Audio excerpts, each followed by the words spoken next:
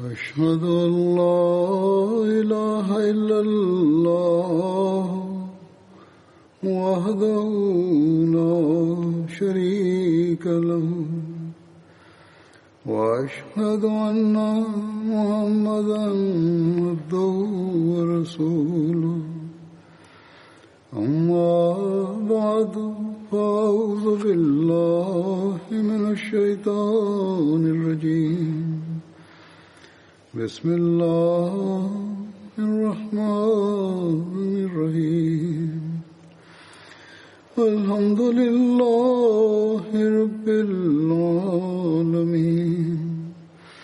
الرحمن الرحيم مالك يوم الدين إياك نعبد وإياك نستعين اهدنا الصراط المستقيم صراط الذين أنعمت عليهم غير المغضوب عليهم ولا الضالين. Geçen hutbemde zikrettiğim gibi Ahzab Savaşı'ndan sonra Banu Kureyza onların isyanının cezası Allah-u Teala tarafından kendisine emir verildi. Resulullah'a kendileriyle savaştılar ve daha sonra onlar savaşı durdurdular. Banu Kureyza Hazret Sa'd'ın karar vermesini kabul ettiler. Hazret Sa'd karar verdi. Bu gazvenin zikrini yaparken Hazreti Müslim Maud radıyallahu anh bir yerde şöyle beyan etmiştir. 20 gün sonra Müslümanlar teselli buldular Ahzab savaşından sonra. Ancak şimdi Banu Kureyza'nın muamelesi bakiydi. Onların isyanı öyle değildi ki göz ardı edilsin. Hazreti Resulullah sallallahu aleyhi ve sellem geri gelir gelmez kendi ashablarına buyurdu. Evlerde rahat durmayın. Akşamdan önce Banu Kureyza'nın kalelerine gidin. Ve daha sonra Hazreti Ali'ye emir verdi. Banu Kureyza'ya gönderdi. Onlara sorsun. Onlar niye isyan ettiler, verdikleri söze aykırı davrandılar. Banu Kureyza utanacaklarına yahut af dileyeceklerine yahut bir özür dileyeceklerine Hazreti Ali ve onun ashablarına sövdüler onları ve Resulullah sallallahu aleyhi ve sellem ve kendi ailesinin kadınlarına küfür etmeye başladılar ve dediler ki biz bilmiyoruz Muhammed sallallahu aleyhi ve sellem nedir? Bizim onunla hiçbir anlaşmamız yoktur. Hazreti Ali onun cevabını alarak geri döndü. Bu arada Resulullah sallallahu aleyhi ve sellem ile birlikte Yahudilerin ashablarıyla birlikte Resulullah sallallahu aleyhi ve sellem Yahudilerin kalelerine doğru gidiyordu. Çünkü onlar küfür ediyorlardı. Yahudiler pis ve Resulullah sallallahu aleyhi ve sellem'in zevcelerine ve kızları aleyhinde çirkin kelimeler kullanıyorlardı. Hazreti Ali bu düşünceyle Resulullah o kelimeleri dinleyerek eziyet duyacak arz etti. Ya Resulullah niye eziyet duyuyorsunuz? Biz bu savaş için hazırız. Siz geri gidin. Resulullah sallallahu aleyhi ve sellem buyurdu. Ben biliyorum ki onlar küfür ediyorlar. Ve sen istemiyorsun ki benim kulaklarıma girsin o pis kelimeler, sövmeler. Hazreti Ali radıyallahu anh arz etti ki ya Resulullah evet bu doğrudur. Resulullah sallallahu aleyhi ve sellem buyurdu. Ne oldu? Onlar küfür ediyorlarsa Musa peygamber onların kendilerinin peygamberiydi. Ona bundan daha fazla eziyet verdiler. Bunu diyerek Resulullah sallallahu aleyhi ve sellem Yahudilerin kalelerine doğru gitti. Ancak Yahud kapıyı kapatarak kaleye girdiler. Müslümanlarla savaşmaya başladılar. दरवाजा बंद करके Hatta ki onların kadınları dahi savaşa katıldılar. और मुसलमानों के साथ लड़ाई शुरू कर दी. Kalenin duvarının altında bazı Müslümanlar duruyorlardı. Yahudi kadın üstten taş atarak bir Müslümanı öldürdü. कुछ मुसलमान बैठे थे Fakat birkaç günlük ऊपर से çevreden sonra Yahudiler sahih ettiler ki uzun zaman dayanamayacaklar. O zaman onların liderleri Resulullah sallallahu aleyhi ve sellem'den istediler ki Abu Lubaba Ansari iyi göndersin. Avs kabilesinin lideriydi ve dostlarıydı. Ona göndersin onlara. Ki onlarla istişare edebilsinler. Resulullah Hazreti Abu Lubaba'yı gönderdi. उनके पास भिजवाएं. Onlarla istişare ettiler Yahudiler. Muhammed Resulullah sallallahu aleyhi ve sellem'in bu talebini ki karar bana vererek siz silah bırakın biz bunu kabul edelim mi? Yahudiler sordular. मेरे सुपुर्द Abu Lubaba evet dedi ağız ile. Fakat यहूद ने पूछा. sanki adam öldürürcesine işaret etti. Ve Resulullah sallallahu aleyhi ve sellem o ana kadar जिस तरह कत्ल की इलामत kararını vermemişti. Ancak सल्लल्लाहु अलैहि वसल्लम ने Abu Lubaba kendi kalbinde şunu düşünerek जाहिर नहीं ki onun suçlarının bu cezası Yahudilerin yaptıkları अपने दिल में ये समझ adam öldürmek dışında başka bir ceza olamaz. Bunu düşünmeden işaret ile onlara bu söz söyledi. कत्ल क्या होगी. Sonunda onlar mahvoldular. इशारे के साथ उनसे Banu Kureyze kabilesi जो आखिर Yahudiler dediler ki biz यानी Muhammed Resulullah sallallahu aleyhi ve sellem'in kararını kabul etmeye razı değiliz. कह दिया Hazır değiliz. कि हम Eğer onlar kendisinin kararını kabul etseydiler diğer Yahudi kabileleri gibi en fazla şu ceza verilirdi ki Medine'den onlar दूसरे यहूदी को sürgün edilirlerdi. ज्यादा से ज्यादा Ancak onların şanssızlığıydı. Dediler ki जला वतन कर दिया. biz Muhammed Resulullah sallallahu aleyhi ve sellem'in kararını kabul etmeye razı değiliz. Aksine biz kendi halif kabilemiz Ağus'un lideri Sa'd bin Muaz'ın kararını kabul edeceğiz. अपने हलीफ के O ne karar verirse biz onu kabul edeceğiz. Ancak साद बिन Muaz o ana kadar Yahudiler arasında ihtilaf çıktı. Kendi aralarında. Yahudilerden bazı kimseler dediler ki bizim kavmimiz isyan etti. आपस में Açıktır ki biz isyan ettik. यहूद में से बाज ने कहा Ve Müslümanların tavırından belli oluyor ki onların dini doğrudur. कि हमने गद्दारी की है. Onlar kendi dinlerini terk ederek Müslüman oldular. İhtilaf edenler. सब सच्चा है. Adamın birisi वो लोग Amr bin Suda इस्लाम में दाखिल kavmin liderlerinden idi. Kavmini kötüledi ve dedi ki ने जो उसको siz isyan ettiniz ki verdikleri sözü bozdunuz. Ya Müslüman olun ya cizye razı olun. Yahudiler dediler ki biz Müslüman olmayacağız ve cizye dahi vermeyeceğiz. जिजिए पे राजी हो जाओ. Bundan öldürülmek daha iyidir.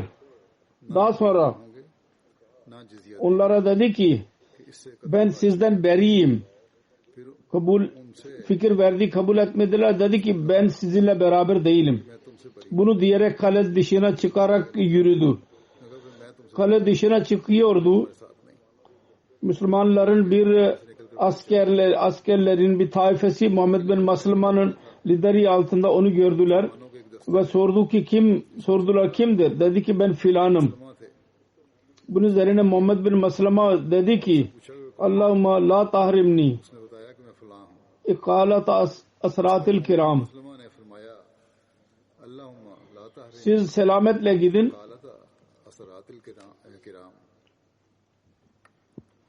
यानी आप सलामती Ve Allah-u Teala dua etti. Ya Rabbi. और फिर Muhammed bin Maslama dua etti. अल्लाह ताला से दुआ की कि Ya Rabbi uysal kimselerin hatalarını örtmekten मुझे शरीफों में beni daima hiçbir zaman mahrum etme. Bu kendi kavminin yaptığı kötü işinden pişman oluyor. Bizim de görevimizdir ki onu affedelim. Onun için ben onu yakalamadım ve gitmesine izin verdim. कि उसे माफ कर दे. Allah-u Teala daima bana bu gibi iyi amel yapmayı bana nasip eylesin. और खुदा Hiçbir zulüm niyetleri yoktu. Zulüm etme. कामों की तौफीक बख्श दे. Resulullah sallallahu aleyhi ve sellem bu olayı haber aldığı zaman Hazreti Muhammed bin Maslama'yı ceza vermedi, sormadı, azarlamadı, niye onu yakalamadı, niye onu bıraktın? Aksine onun işini sevdi, methetti, çok iyi yaptın dedi.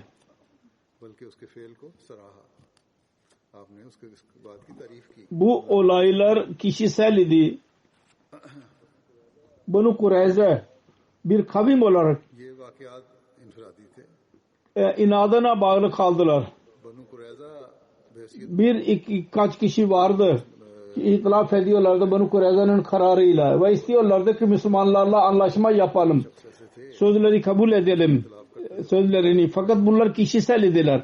Kavim olarak onları inat ediyorlardı ki ve kabul ettiler. Resulullah sallallahu aleyhi ve sellem'in onu hakem olarak kabul etmeyeceğiz dediler.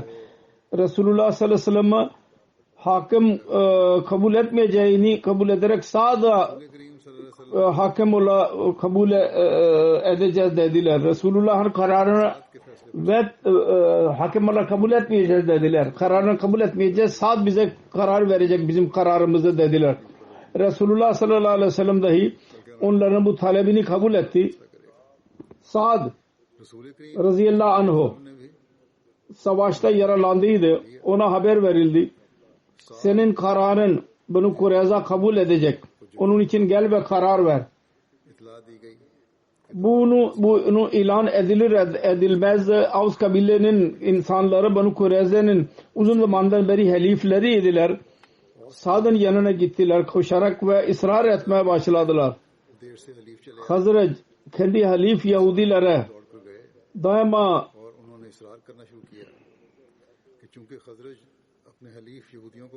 cezadan korumuştur. Onun için bugün sen dahi kendi halif kabile lehinde karar vereceksin. Sa'd yaralarından dolayı bindi ve Banu Kureyza doğru gitti ve onların kavminin üyeleri onun sağında ve solunda koşuyorlardı. Ve Sa'd'a ısrar ediyorlardı ki bak Banu Kureyza aleyhinde karar verme. Ancak Sa'd yalnız şu cevap verdi: kime karar verilirse o emanet sahibi olur. Doğru bir şekilde karar vermesi lazım. Ben doğru karar vereceğim. Sa'd Yahudilerin kalelerine yaklaştı. Orada bir tarafta Banu Kureyza kalenin duvarında duruyorlardı. Sa'd'ı bekliyorlardı. Diğer tarafta Müslümanlar oturuyorlardı. Sa'd önce kavmini sordu. Kavmine karar veriyor musunuz? Verdiğim kararı kabul edeceksiniz. Onlar dediler ki evet. Sonra Sa'd Banu Kureyza'ya muhatap olarak sordu. Söz veriyor musunuz? Ki benim verdiğim kararı kabul edeceksiniz. Onlar dediler ki evet. Sonra utanarak diğer tarafa bakarak gözlerini Resulullah'a baktı. Ve burada oturanlarda karar veriyorlar mı? Yani Hazreti Resulullah sallallahu aleyhi ve sellem'e gözünü açarak bakamıyordu. Utanma vardı, haya vardı. Gözlerini aşağı indirdi ve baktı. Hakem olduğu sorma gerekliydi. Gözlerini alçaltarak sordu Resulullah sallallahu aleyhi ve sellem'e. Siz de kabul ediyor musunuz? Kararımı kabul edeceğini Resulullah buyurdu ki evet. Ondan sonra Sa'd her üçten karar aldı. Kitab-ı Mukaddes Bible'in kararına göre karar verdi. Orada yazılıdır. Sen bir şehire savaş için gidersen önce ona barış mesajı gönder. Ondan sonra eğer onlar sana cevap verirlerse ki barışı kabul ediyoruz. Kapı senin için açarlarsa bütün halk o şehirde bulunan sana harac verecek ve sana hizmet edecek. Eğer seninle barış yapmazsa, seninle savaşırsa sen onları çevrele ve Allah-u Teala onları senin kabzene verirse oradaki her erkeği kılıçla öldür. Fakat kadınları ve gençleri ve hayvanları ve o şehirde bulunan bütün malı kendin için al ve kendi düşmanlarının malını Allah-u Teala sana verirse ye. Aynı şekilde sen bütün o şehirlerden senden çok uzak olan ve o kavimlerden değildir onlar. Aynı durum, aynı şekilde davran. Fakat Allah-u Teala sana senin miras olarak verdiği şehirlerden orada nefes alan hiçbir şeyi canlı bırakma. Sen onlara harem yap. Hitti ve Humuri ve Kinani ve Fırzi ve Havvi ve Yavusi hepsini karşı aynı şekilde davran. Allah-u Teala'nın sana emir verdiği gibi ki onların ilahlarına verdikleri kötü işlerden sana öğretmesinler ki sen Allah-u Teala'ya karşı günah işler. Bu kitab-ı mukaddesin kelimeleridir. Sad bunları okudu ve ona göre karar verdi. Kitabın mukaddesin, Bible'ın bu kararından bellidir ki eğer onlar onlar kazansaydılar ve Resulullah yenilseydi bu karara göre bütün Müslümanlar öldürülürlerdi. Kadınlar ve erkekler ve çocuklar dahi.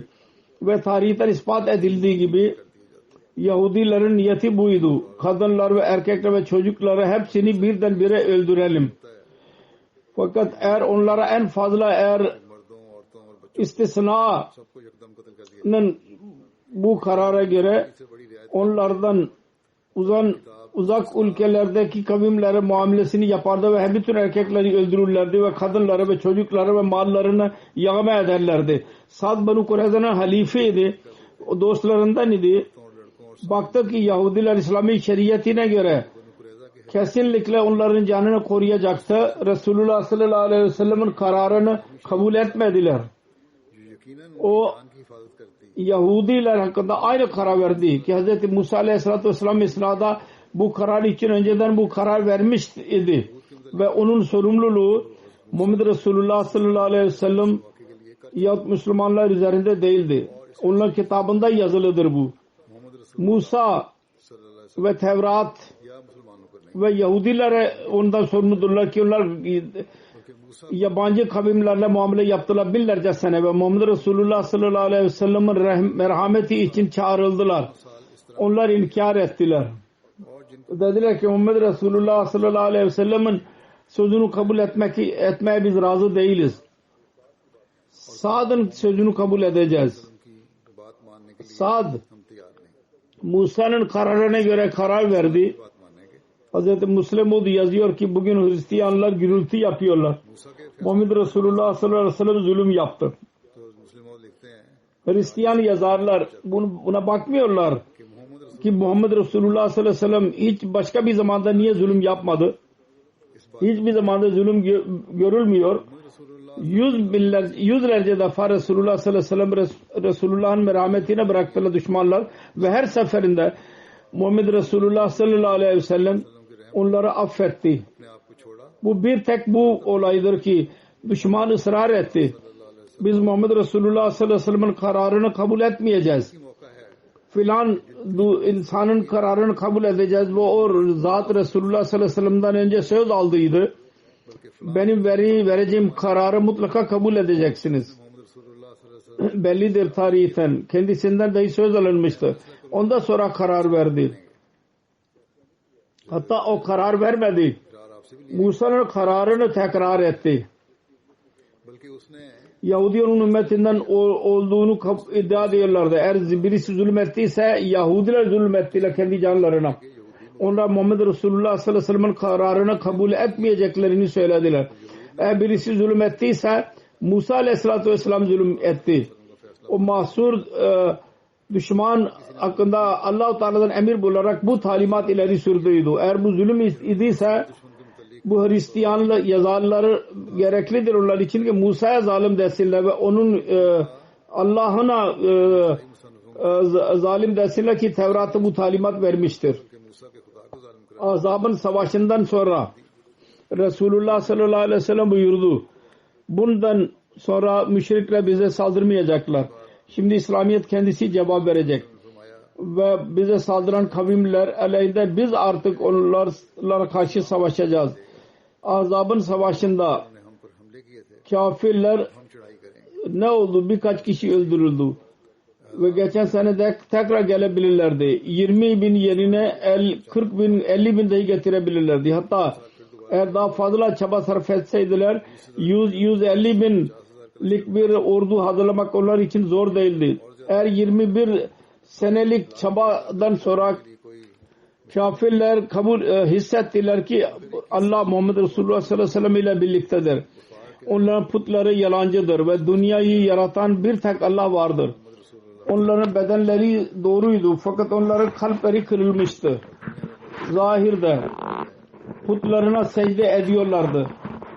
Fakat onların kalbinde La ilahe illallah sesleri çıkıyordu.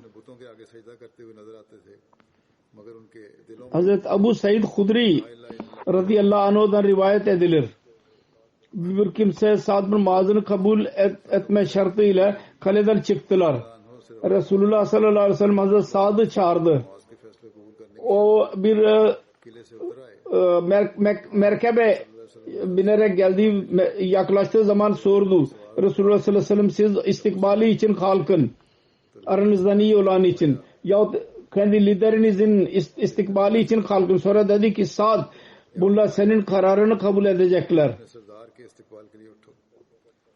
Dedi ki ben bunlar için karar veriyorum ki onlar savaşanlar öldürülsünler ve onların ehilleri ve esir alınsalar. Resulullah dedi ki sen güzel karar verdin, şahane karar verdin. Allah-u Teala'nın vereceği karar verdin. Krallar gibi karar verdin. Buhari'nin rivayetidir bu. Bunun bir tefsiri biraz daha fazladır. Hazreti Mirza Beşir Ahmed radıyallahu anh dahi beyan etmiştir. Ben beyan ediyorum. Yazıyor Mirza Beşir Ahmed sahib radıyallahu anh Banu Kureyza ile alakalı olarak sonunda 30 günlük muhasereden sonra bu bedbaht Yahudi öyle bir insana hakem olarak kabul ettiler ve kaleden çıkacağını kabul ettiler ki onların halife olmasına rağmen onların kötü işlerinden dolayı onlar için bir merhamet görmüyordu kalbinde. Ve adaletin timsaliydi fakat kalbinde rahmetullahi alemin'in şefkati ve merhameti yoktu kalbinde. Bunun detayları şöyledir. Avs kabilesinin Banu Kureyza'nın uzun zamandan beri halifeydi, dostuydu ve bu çağda bu kabilenin reisi Sa'd bin Muaz idi. Handak savaşında yararlanarak camide tedavi görüyordu. Bunu düşünerek Banu Kureyza dediler ki biz Sa'd bin Muaz'a hakem kabul ediyoruz. O bizim için ne karar verirse biz onu kabul edeceğiz. Yahudilerde öyle insanlar dahi vardı. Daha önce de zikri geçtiği gibi onlar kendi kararını doğru görmüyorlardı. Ve kendilerini suçlu görüyorlardı. Ve kalbinde İslamiyet'in doğruluğunu kabul etmişlerdi. Onlardan bazı kimseler onların sayıları tarihlerde 3 beyan edilmiştir.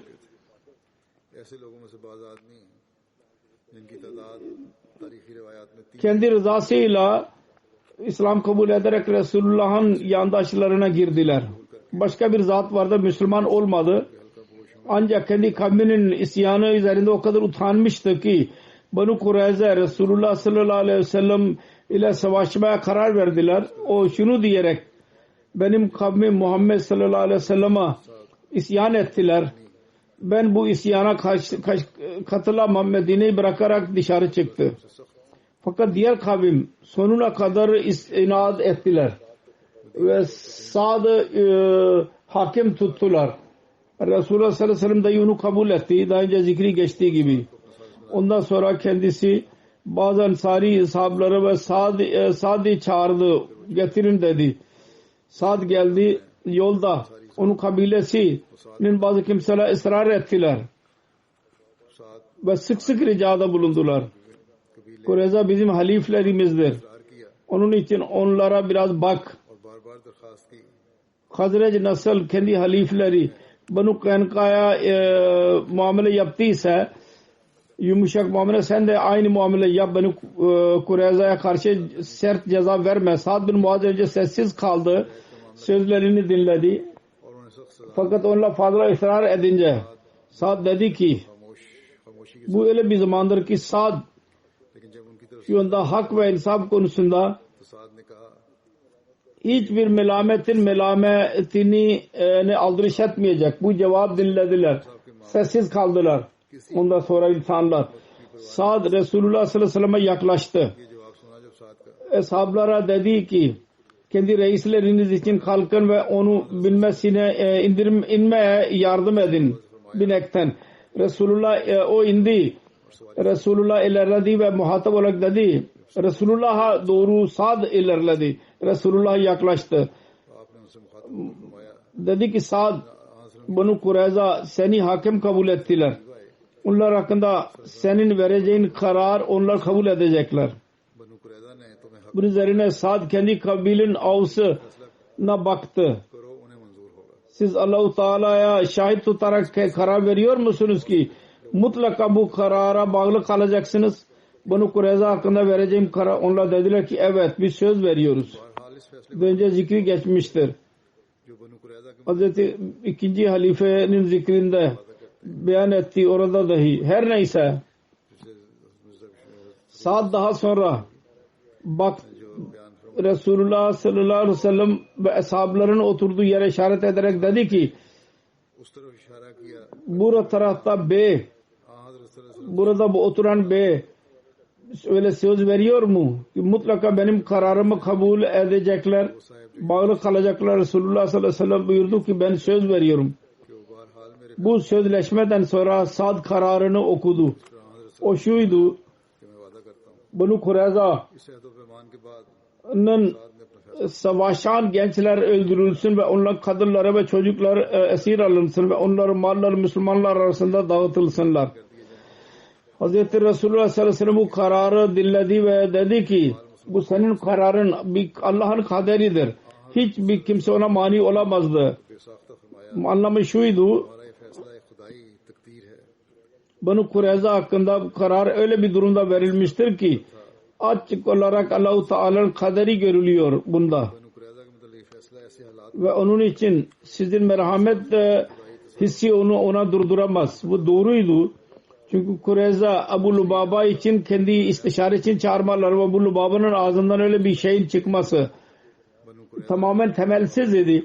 Banu Kureyza'nın Resulullah sallallahu aleyhi ve sellem'e hakim olarak kabul etmemelerini ve Avs bizim halifemizdir ve bize kolaylık gösterecek Sa'd bin Muaz'ı kabul etmeleri hakim olarak ve sonra Sa'd'ın hak konusunda kesin olması ki asbiyet ve bütün diğer hisler kalbinden çıkmış olsun. Sonunda Sa'd'ın kendi kararın ilanından önce Resulullah sallallahu aleyhi ve sellem'den dahi söz alması ki mutlaka buna göre amel edilecek. Bütün bunlar tesadüf olamaz. Onun altında Allah-u Teala'nın kaderi vardı. Ve bu Allah'ın kararıydı, Sa'd'ın kararı değildi.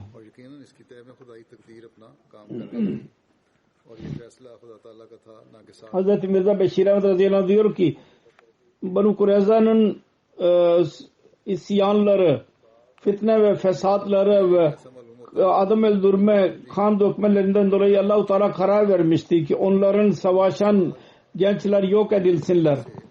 Başlangıçta Hz. Resulullah sallallahu aleyhi ve sellem bu gazve hakkında bunu gösteriyor ki Allah'ın kaderiydi bu. Allah-u Teala bunu kabul etmiyordu ki onun Resulü vasıtasıyla bu karar verilsin. Onun için gaybi tasarruflar vasıtasıyla Hz. Resulullah sallallahu aleyhi ve sellem'i ayrı tuttu ve Sa'd bin Muaz vasıtasıyla bu kararı verdirdi. Ve öyle bir şekilde verdirdi ki bu karar Resulullah sallallahu aleyhi ve sellem araya giremezdi asla. Çünkü kendisi söz vermişti. Buna bağlı kalacak bu karara. Sonra bu kararın zatı yalnız insan kendisi üzerinde değil Müslümanlar üzerinde etkisi olabilirdi. Onun için kendi hakkını görmüyordu ki kendi düşüncesiyle ne kadar merhametten yana olsun bu kararı değiştirsin. Allah'ın tasarrufu buydu. Onun gücünden etkilenerek ağzından bu kelimeler çıktı. Kad hakamta bi hukmillah. Ey Sad, senin bu kararın Allah-u Teala'nın bir kaderidir. Hiç kimse onu değiştiremez. Bu kelimeler diyerek sessiz bir şekilde oradan kalktı ve şehire doğru geldi. Ve o zaman Resulullah sallallahu aleyhi ve sellem'in kalbi diyordu ki bu kavim iman etsin diye temenni ediyordu. Kendi pis işlerinden dolayı imana mahrum kaldılar ve Allah-u Teala'nın kahrına ve hedef oldular. Tam o zaman da bu hasret dolu kelimeler beyan etti. Eğer Yahudilerden 10 kişi bana 10-12 kişi yetkili kimseler iman etmiş olsaydılar ben Allah-u Teala'dan beklerdim ki bütün kavim beni kabul edecek ve Allah-u Teala'nın azabından korunurlardı. Her neyse oradan kalkarken Resulullah emir verdi. Beni Kureyza'nın erkekleri ve kadınları ve çocukları ayrı ayrı tutulsun. Her iki ayrı yapıldı. Medine getirildiler. Ve şehirde iki ayrı ayrı evlerde onlar toplandılar. Ve Resulullah sallallahu aleyhi ve sellem'in emrine göre ashablar onların birçoğu kendisi belki de aç olacaklardı. Bunu Kureyza yemek için çok meyveler topladılar ve yazılıdır ki Yahudiler bütün gece bunları yediler. Ertesi gün sabahleyin Sa'd bin Muaz'ın kararı yürürlüğe konacaktır. Resulullah sallallahu aleyhi ve sellem birkaç zatı görevlendirdi ve kendisi bir yerde oturdu. Eğer kararın arasında bir mesele olsun Resulullah sallallahu aleyhi ve sellem'in tavsiyesi gerekli olursa hemen karar verebilsin. Eğer şu ki eğer bir suçlu hakkında bir merhamet istensin hemen karar verebilsin. Çünkü Sad'ın kararının değiştiremezdi fakat bir kral olarak bir zat hakkında belli bir sebepten dolayı merhamet ricasını dinleyebilirdi, karar verebilirdi. Bunu dahi emir verdi. Suçlular ayrı ayrı öldürülsünler. Birisi öldürülsün ve diğerler onun yanında olmasınlar. Ayrı ayrı getirildiler suçlular ve karara göre Sa'd bin Muaz onun kararına göre öldürüldüler. Banu Kureyza'nın bu kararı hakkında bazı yabancılar Resulullah aleyhinde saldırıyorlar. Çirkin bir şekilde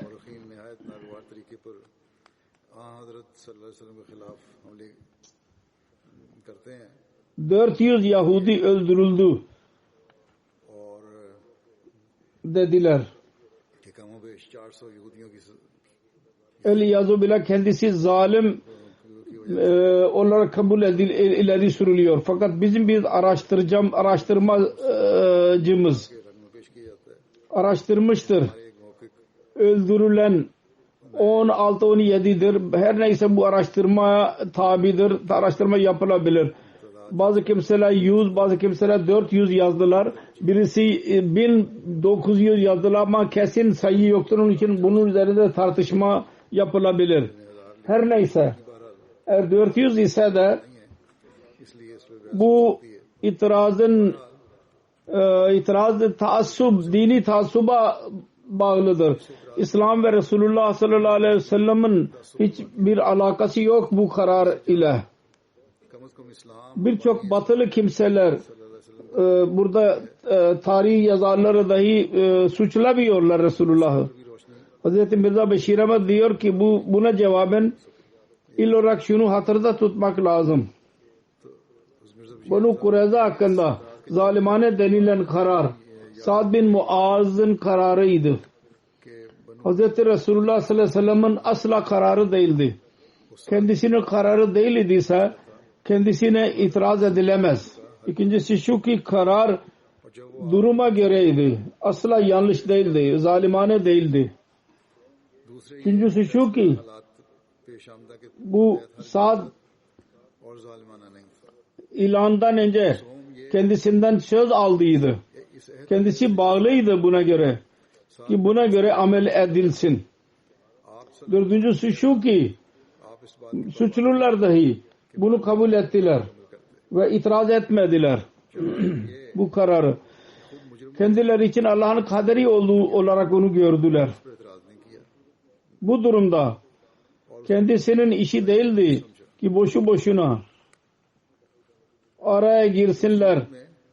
आपको ये काम नहीं. Sad'ın kararından sonra bu muameleyle Resulullah sallallahu aleyhi ve sellem ile alakalısı yalnız şu kadar idi साद के फैसले के ki kendi hükümet nizamına göre onu yürürlüğe koysun. वसल्लम का ताल्लुक सिर्फ इस कदर Ve bu beyan edilmiştir ki öyle bir şekilde bu yürürlüğe koydu ki merhametin en güzel örneği olarak kabul edilir. Yani onlar जारी फरमाया. esir kaldıkları zaman onlar için en iyi barınak verdi, onlara güzel yemek verdi ve karar yürürlüğe konduğu zaman en sıkıntı verici olarak Resulullah onu yürürlüğe koydu. Hislerine göre dedi ki bir adam öldürülürken öteki yanında olmasın. Tarihten öğreniliyor ki एक मुजरिम के कत्ल के वक्त कोई दूसरा insan öldürülmek için getiriliyordu. Bilmiyordu ki ben nereye gidiyorum. Tam öldürüleceği yere gelmedikçe sonra merhamet için kendisine her ne dediyse hemen onu kabul etti. Ve onların canını affetti. Karılarına ve çocuklarına mallar hakkında dahi dedi ki onlara geri verilsin. लोगों की जान बख्शी की, बल्कि उनके बीवी बच्चों Mallarına dahi geri verdi. Bundan daha fazla nasıl şefkat gösterilebilir bir suçluya karşı? Yalnız bu kadarla kalmayıp Banu Kureyza'nın olayı hakkında Resulullah sallallahu aleyhi ve sellem'e asla bir suçlama yapılamaz. ना सिर्फ ये Hak şudur ki bu olayı Resulullah sallallahu aleyhi ve sellem'in güzel ahlakı ve güzel yönetim ve tabi merhametin bir delilidir bu. और उसने इंतजाम और आपके फितरी Şüphesiz kendi zatında Sad'ın kararı sert bir karar idi. Ve insan fıtratı bundan bir sadme görüyor, hissediyor. Fakat soru şudur. सख्त फैसला था, Bu olmadan başka bir yol var mıydı? से एक सदमा महसूस करती है. Benimsenecek olan Banu Kureyza hakkında Sad'ın kararı daha önce söylediğim gibi kendi zatında serttir. बनु कुरैज़ा Ancak साथ durumun mecburiyetiydi ve durumun mecburiyetinin neticesiydi. Başka bir çare yoktu. वो हालात की मजबूरी Bu sebepten dolayıdır ki Margulis लाजमी नतीजा था. gibi tarih yazarları dahi asla İslamiyet'in dostları değil onlar. Bu zamanda şunu kabul etme mecbur oldu ki Sad'ın kararı mecbur bir karar idi. Bunun dışında bir karar verilemezdi. Şöyle yazıyor. Uhud gazvesi, Azab gazvesinin saldırısı, onun hakkında Muhammed Bey sallallahu aleyhi ve sellem iddiası şuydu ग़ज़वा अहज़ाब का हमला ki Allah-u Teala'nın tasarruflarına göre oldu bu. Banu Nazir'in kışkırtması neticesindeydi. Yahut en azından düşünülüyordu ki onların çabasının neticesidir. Ve Banu Nazir öyle kimseler idiler ki Muhammed Resulullah sallallahu aleyhi ve sellem उनकी कोशिशों का नतीजा है. onları yalnız sürgün etmeye kabul etmişti. Soru şuydu, Muhammed sallallahu aleyhi ve sellem सल्लल्लाहु अलैहि वसल्लम ने सिर्फ जलावतन कर देने पर Banu Kureyza'yı sürgün ederek kendisi elinde kışkırtanların sayısını gücünü artsın mı? वो भी जलावतन करके अपने Medine'de dahi onların bırakılmasına izin verilemezdi. इजाफा कर दें. Onlar açık bir şekilde saldırganlara yardım ettiydiler. Onları sürgün etmek iyi bir şey değildi fakat Medine'de kalmaları değil tehlikeliydi. Bunun dışında başka bir karar yoktu ki onları öldürülsünler. रहना भी कम खतरनाक न था. Bu Margulis yazıyor. इसलिए वो एक चारा न था. Sad'ın kararı tam adaletten yanaydı. ये मार्ग लिख रहा है.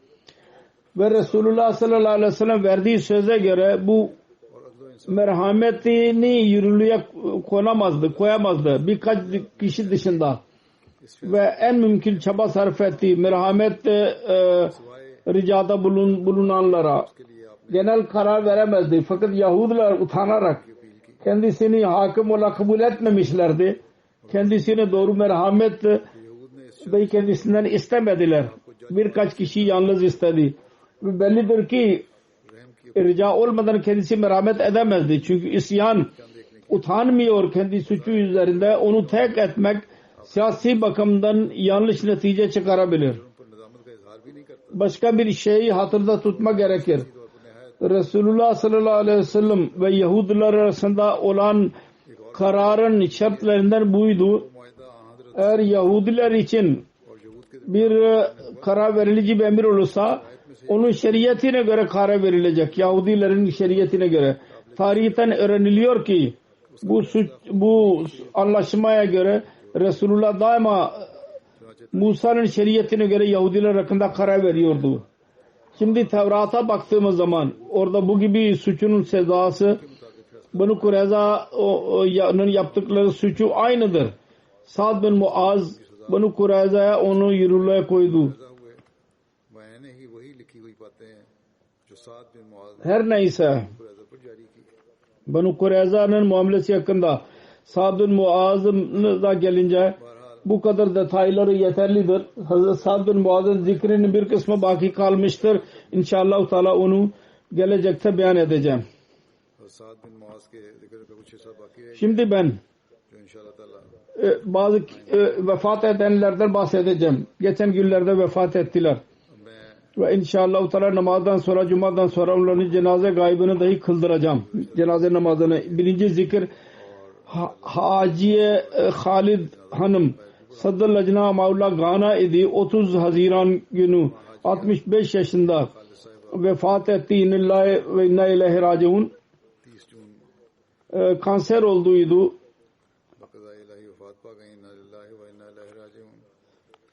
İyileşti. Fakat Mayıs ayında bu sene tekrar sağlığı bozuldu. Tekrar saldırı oldu.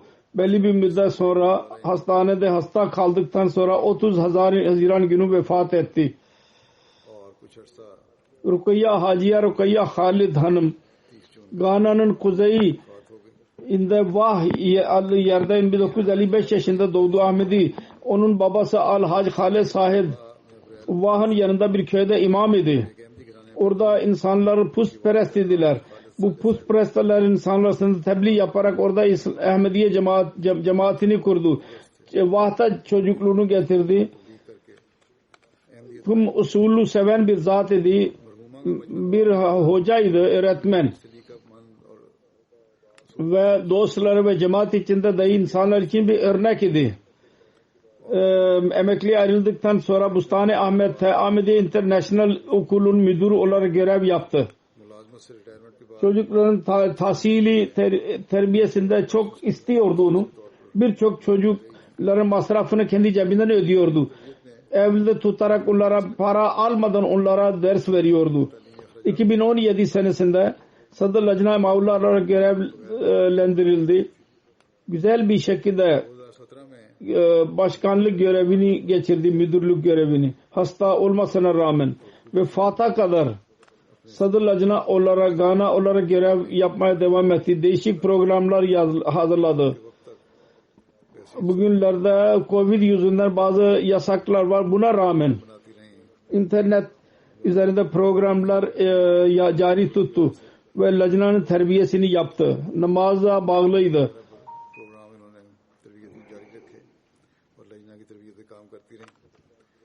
İyilik yapan, teheccüdü kaçırmayan, çanda veren bir bayan idi. Musiye idi kendisi. Hilafeti çok severdi. 2 oğul ve 1 oğul ve 4 tane torun bırakmıştır. Allah-u Teala mağfiret eylesin kendisini ve derecelerini yükseltsin ve onun nesillerinde dahi onun iyiliklerini devam ettirsin. Onların nesillerine onun iyiliklerini devam etmeleri kendilerine nasip eylesin. İkincisi cenaze bugün kılacağım. Zikrini yapmak istediğim o karıma Safiye Hanım'dır. Şeyh Mübarek Ahmet merhumun karısı. Müballik Şeyh merhum Afrika ve İngiltere ve Amerika'da. 27 Haziran günü 93 senesinde vefat etti. İnna lillahi ve inna ileyhi raciun. Kendisi Hazret Kazi Abdüsselam Bhatti ve Muhterema Mübareka Hanım'ın kızıydı. Onların evinde 1926 senesinde Ekim ayında doğdu. Hazret Kazi Abdurrahim'in torunu ve Hazret Kazi Ziauddin'in torunun oğluydu. İkisini eshabidir. Her ikisi çok dua eden bir zat idi. Hilafeti çok seven bir zat idi. Az görülür bu. Kendi evladı ve evladının evladında dahi bunu yarattı. Bu alakayı nasıl devam ettireceksiniz? Musiye'ydi kendisi. Şeyh Mübarek Ahmed ile ikinci evliliği vardı. Bir kızı doğdu ondan. Ve ilk kocasından dahi evladı vardı. İlk kocasının adı Nasir Ahmed Bhatti'ydi. Her neyse çok vefalı bir şekilde Şeyh Bey'in zamanı vardı değişik ülkelerde hayatını geçirdi. Bıraktığı varislerde eski karısından bir kız dışında kendi evladı arasında 2 kız ve 3 oğlan vardır. Kendisinin bir oğlu Fahim Ahmed Bhatti burada benim büromda privat sekreterler gönüllü olarak hizmetlerde bulunuyor.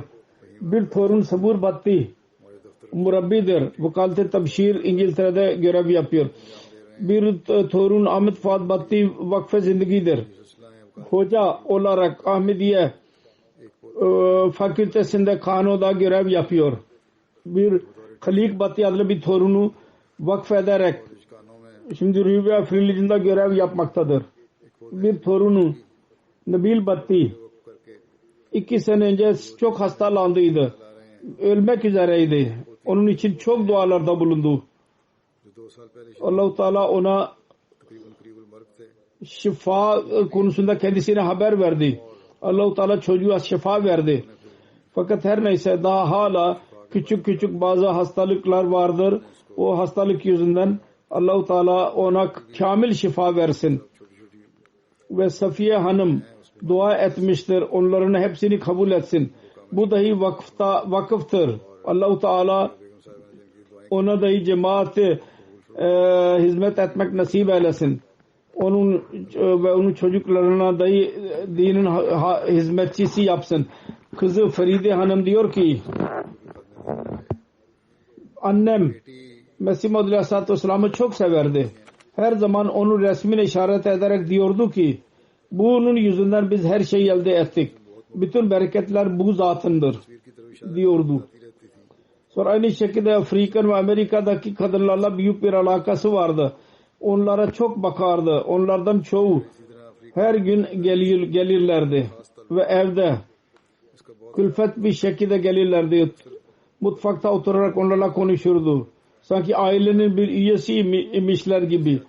Onun büyük kızı Naima Şabbir Hanım diyor ki çok şefik, seven bir zat idi, sabır eden bir zat idi. Kendi canına zulüm ederek diğer insanlara bakan bir bayan idi. Hilafetin sevgisini bize verdi.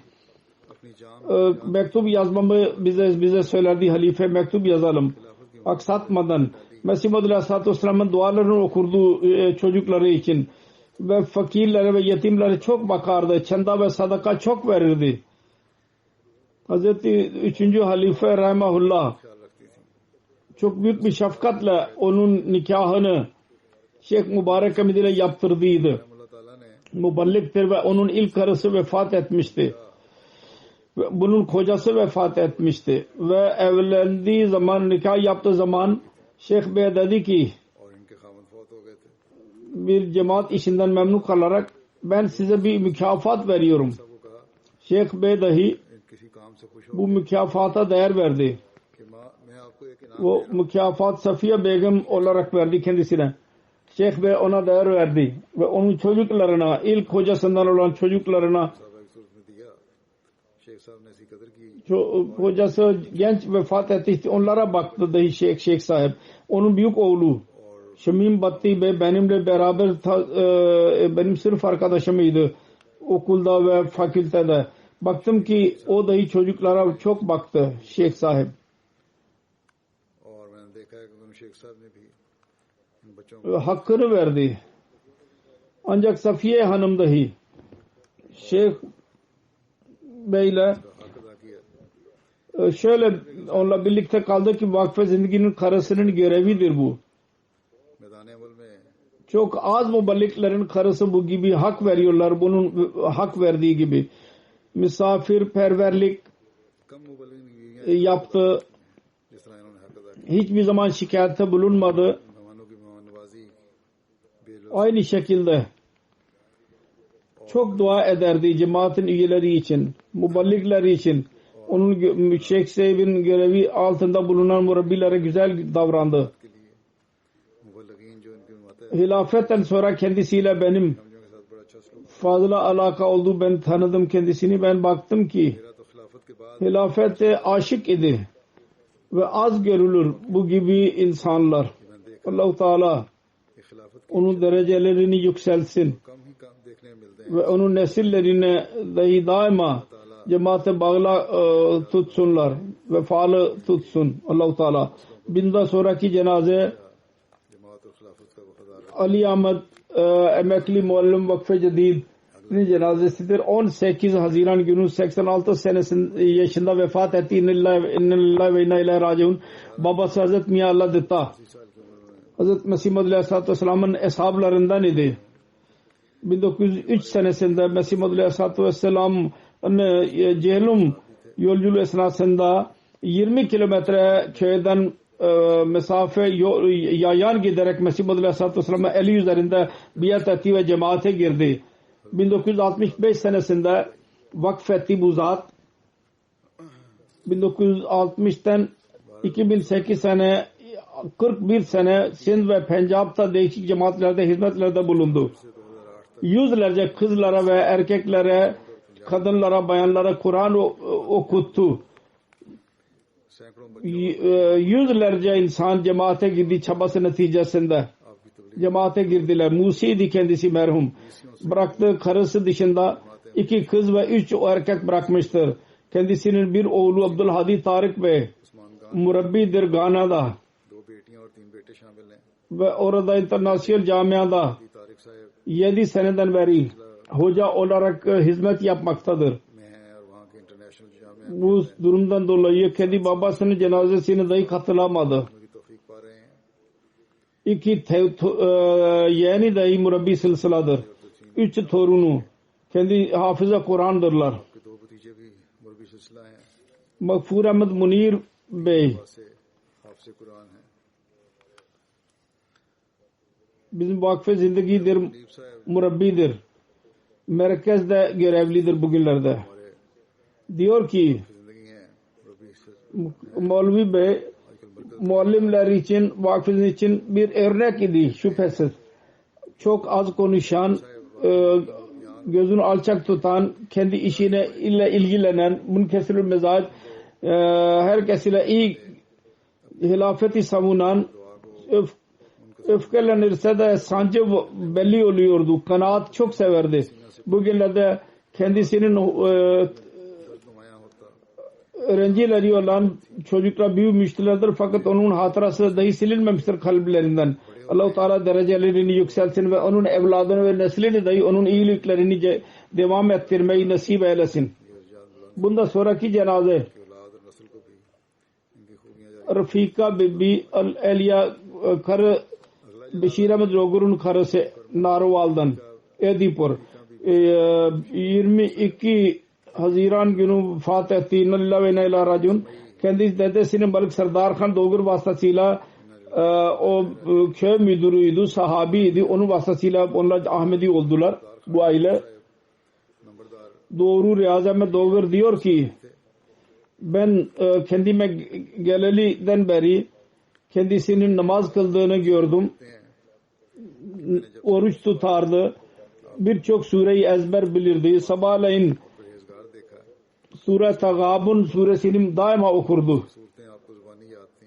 Namaz 5 vakit kılardı namaz. her namazdan önce bir iki torunu mutlaka yanına alırdı ki çocuklar da namaz kılmayı teşvik etsin, onlar da alışsınlar. Ondan sonra tesbih ederdi. Yüksek sesle tilavet yapardı ve bütün evde onun tilavet sesi duyulurdu köyde. Evde birçok sureyi ezberi bilirdi. Hilafetin sevgisi çok fazlaydı ve kesin biliyordu, dualara çok inanırdı. İnsanlara derdi ki benim oğlum murabbidir, benim torunum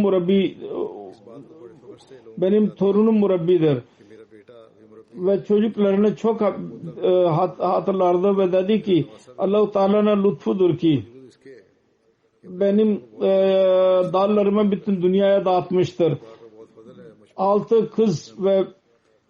6 erkek ve 1 kız bırakmıştır ve birçok torun bırakmıştır. Bir oğlu Tanzanya'da murabbidir, Riyaz Ahmed Dogar. O da bu sebepten dolayı, bu durumlardan dolayı ve görev yüzünden cenazesine ve defnine katılamadı. Allah-u Teala sabır versin kendisine. Kendisinin bir torunu Dogar Pakistan'da görev yapmaktadır murabbi olarak. Başka bir torunu Riyaz Ahmed Dogar Cami Ahmediye International Gana'da 5. sınıf öğrencisidir. Allah-u Teala merhume mağfiret eylesin, derecelerini yükselsin ve neslini dahi onun iyiliklerini devam ettirmeyi nasip eylesin. Aynı şekilde ben bugün cenazeye bazı kimseleri dahi alacağım. Geçen gütbelerde ben oradan bahsettiydim. Cenaze kılınmadıydı onların durum yüzünden. Nasır Said, Gulam Mustafa Han Bey, Dr. Nakiyuddin İslamabad, Zulfikar Bey Murabbi Endonezya, Allah-u Teala hepsini affı eylesin, merhamet eylesin. Onların cenazesini kıldıracağım inşallah. Allah Teala in sabse mağfiret ve rahmet nasip fermaye.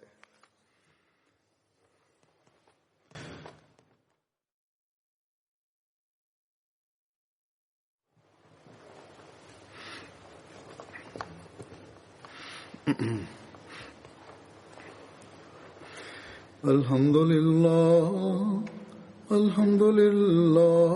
nahmeduhu ve nestainuhu ve nestağfiruhu ve nu'minu bihi ve netevekkalu aleyhi ve na'udzu billahi min şururi enfusina ve min seyyiati a'malina. من يهده الله فلا مضل له ومن يضلل فلا هادي له ونشهد أن لا إله إلا الله ونشهد أن محمدا عبده ورسوله عباد الله رحمكم الله إن الله يأمر بالعدل والإحسان وإيتاء ذي القربى وينهى عن الفحشاء والمنكر والبغي يعظكم لعلكم تذكرون اذكروا الله يذكركم وادعوه يستجب لكم ولذكر الله أكبر.